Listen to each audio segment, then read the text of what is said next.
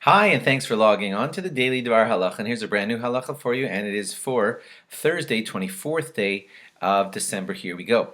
If a person made the bracha of Shahakol Nihiyeh Bidvaro on some beautiful smelling besamim, Shahakol Nihiyeh Bidvaro basically means that everything was made with God's say-so, and that's what you're doing when you make the bracha of Shahakol, and it would seem that it should apply also to fragrances. And the halacha is that yes, you are Yotze, you have fulfilled your bracha making need when saying a Shahakol Nihiyeh Bidvaro over sweet smelling things, because that bracha applies to everything. Some say that it's not only like if you did it that it's going to be okay. Some rabbis say that it's even lechatchila, which means it's even okay to do that on purpose, to make a Shahakol Nihiyeh Bidvaro over something like besamim. Now, not everyone agrees with that, so it's probably not the best idea for you to do that on purpose. And so if there is something that you know that you often smell, find out from your rabbi exactly what the right bracha is so that you can get it right every single time.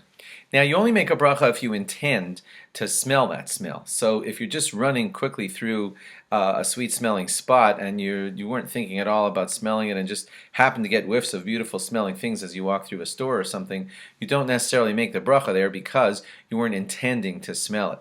If you did, if you're certain that something is a besamim and you did intend to smell it, then yeah, you'd make a bracha. But just scooting through the perfume aisle in a store would not necessarily warrant a bracha because you're not really intending to do that smelling. And stay tuned, we're also going to explain to you that perfumes of themselves often don't get a bracha, but stay tuned for that.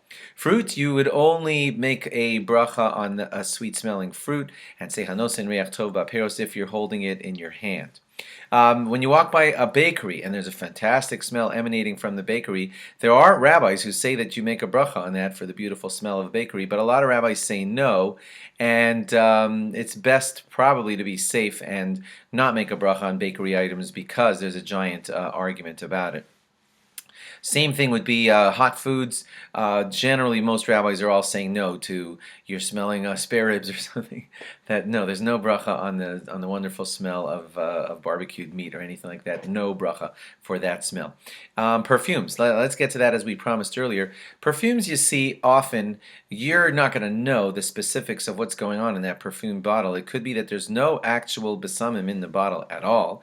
There's just some chemicals in there which make good smells come out, and chemicals generally don't require the bracha of borimine besamim. So, unless you would know otherwise, most often you're going to have to assume that the besamim, the perfumes that you're smelling, are not really worthy of a bracha, even though they smell great, are not really worthy of a bracha of borimine besamim because there might not be any besamim in that bottle, and it could just be all chemicals. Things like new toy smell, new car smell, although we all love a new car, but new car smell, new toy smell does not get a special bracha on it. Thanks for logging on. Log on again tomorrow for more. Bye-bye.